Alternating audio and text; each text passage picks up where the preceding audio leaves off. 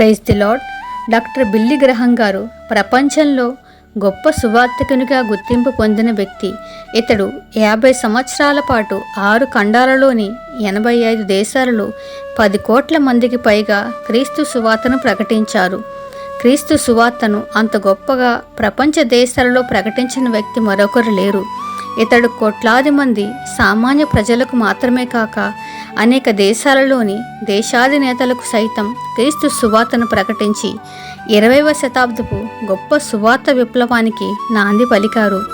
అప్పుడప్పుడే కనుగొనబడిన ప్రచార సాధనాల ద్వారా సువార్త ప్రచారానికి శుభప్రదమైన ప్రారంభాన్ని ఇచ్చారు.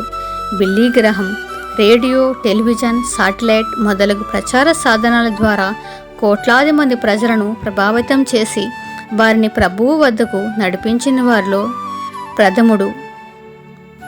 తనకు 27 సంవత్సరాలు ఉన్నప్పుడు సంఘాలలో బోధించడం మానేసి వీధులలోనూ బహిరంగ స్థలాలలోనూ సువార్త చేయుట కొరకు యూత్ ఫర్ క్రైస్ట్ను ప్రారంభించారు. 1949 సంవత్సరం లాస్ ఏంజల్స్ పట్టణంలో జరిగించిన సువార్త కూటములలో 3,50,000 మంది కూటాలకు హాజరైరి దాదాపు 3,000 మంది మారుమనసు పొందుకున్నారు.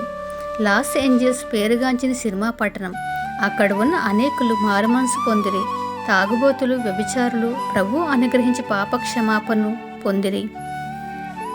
1950వ సంవత్సరంలో జనవరి నెలలో చార్ల్స్టన్ పట్టణంలో కూటములు జరిగాయి.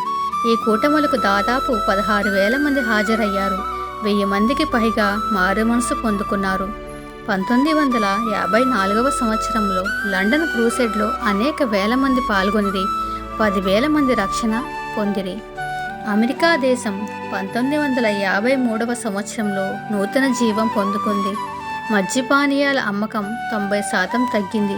విడాకులు అసలు లేకపోయిను. విడిపోయిన కుటుంబాలు ఏకమాయను. బైబిల్ గ్రంథముల అమ్మకాలు 3 రెట్లు పెరిగాయి. అమెరికా దేశం అంతా ఉజ్జీవం కనబడను. విస్తారమైన బాధలు కలవారు వాటి నుండి విడుదల పొందుకొని సంతోషంగా దేవుని మందిరంలో ఆరాధన చేయడం ప్రారంభించారు. ఇంత గొప్ప ఉజ్జీవానికి కారణం ఒకే ఒక్క వ్యక్తి, ఆయనే బిల్లీ గ్రహం గారు. ఆయన సువార్త ప్రకటించడానికి ముందు గంటల తరబడి దేవుడి సన్నిధిలో ప్రార్థించి తరువాత దేవుని వాక్యాన్ని ప్రకటించేవారు. దాని ద్వారానే ఎన్ని అద్భుతాలు ఆయన చేయగలిగారు.